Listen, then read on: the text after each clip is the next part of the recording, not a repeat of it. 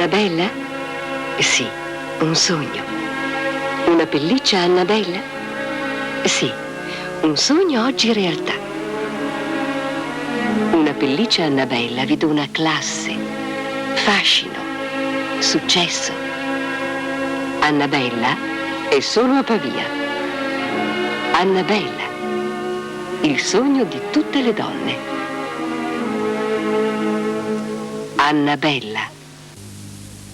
Uomini illustri. Sì, ciao, come va? Ciao, sì. Vai in onda.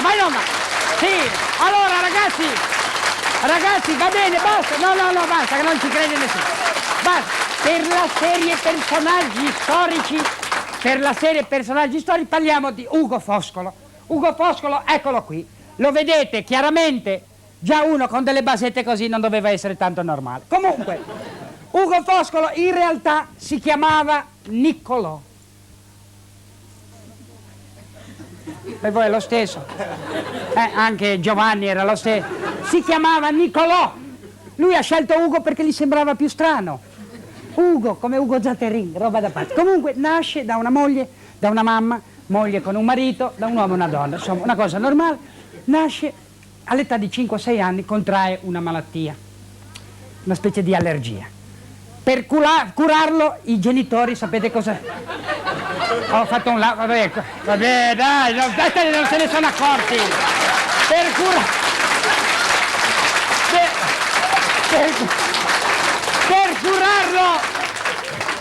Per curarlo a questo bambino dell'allergia, sapete con cosa lo curano?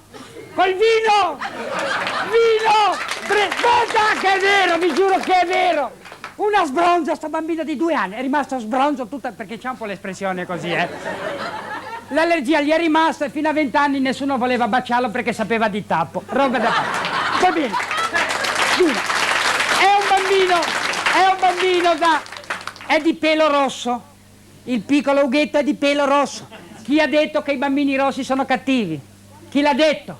Non è vero, perché quando è andato a scuola, i primi anni che andava a scuola, il primo giorno tutti i bambini hanno portato i fiori per il maestro, lui ha portato invece dei fiori un randello e gli ha spaccato la faccia a 2 maestri. A 2 maestri è arrivato il preside della testa che hanno i presidi, ha resistito, ha spaccato il randello e si è salvato. Va bene, è un tipo risosello. Infatti è un po' ignorantino da piccolo. Fino ai 15-20 anni è un po' sbaglia le doppie, Ugo, il cane, abbaia, con 3 B, abbaia, sbaglia un po' di doppie. Poi comincia a vedere donne da tutte le parti, tutte le donne se le inseguiva lui, faceva il tacchino, dai 5 ai 95 basta che respirassero, lui era il suo massimo. Sì, basta, ma chiedetelo ai vostri maestri! Andava con qualsiasi donna, basta che respirasse, solo che le trovava tutte in apnea, aveva qualche difficoltà. Poi comincia a avere relazioni con 10 donne, 12 donne contemporaneamente. Scriveva una, come stai Luisa? E gli rispondeva, io non mi chiamo Luisa, si confondeva, no? E ha una relazione con una certa Antonietta Arese, la famosa donna a cui lui poi ha dedicato Ode a un'amica risanata. Io mi sono sempre chiesto, e anche voi, quando ero a scuola, studiavo Ode all'amica risanata e dicevo, risanata da cosa? Dal raffreddore. Invece era una donna generosa, questa Antonietta, che gli gli ha regalato un sacco di doni, in più una malattia di quelle originali, venerabili. E lui, quando è guarito, gli ha dedicato Ode a un'amica risanata. Poi ha un'altra relazione con la moglie di un suo intimo amico, che era Vincenzo Monti.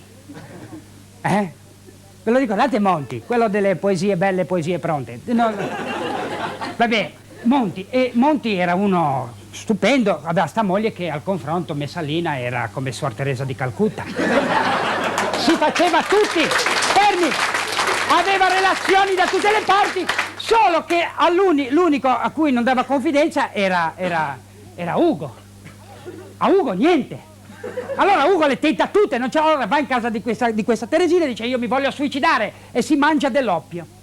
In casa, lui sviene, lei sapete cosa fa? Chiama un medico e lo fa purgare. Davanti a tutti, diventa lo zimbello di Milano. Lo chiamavano Foscolo bassa la parola, Foscolo si è purgato per Milano.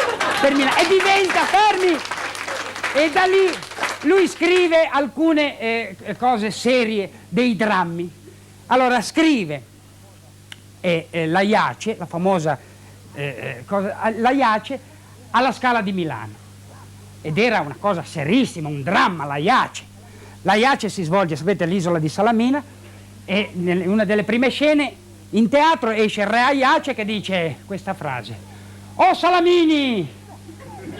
Aspetta! Oh Salamini, disgraziati avanzi!" E la gente scoppia di una risata di un'ora e mezza. I salami! I salamini! Oh!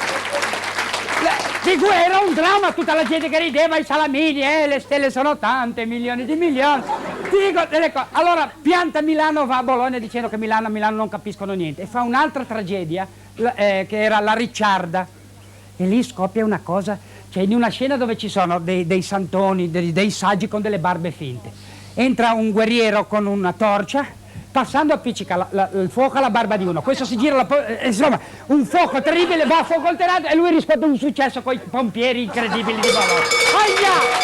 Aia, queste sono cose bene, chiedetele ai maestri.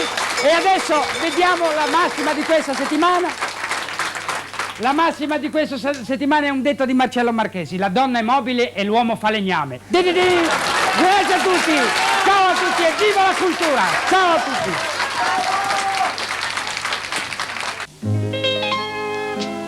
Windmill, una fiamma che hai sempre desiderato. Windmill, oggetti preziosi che completano la tua personalità.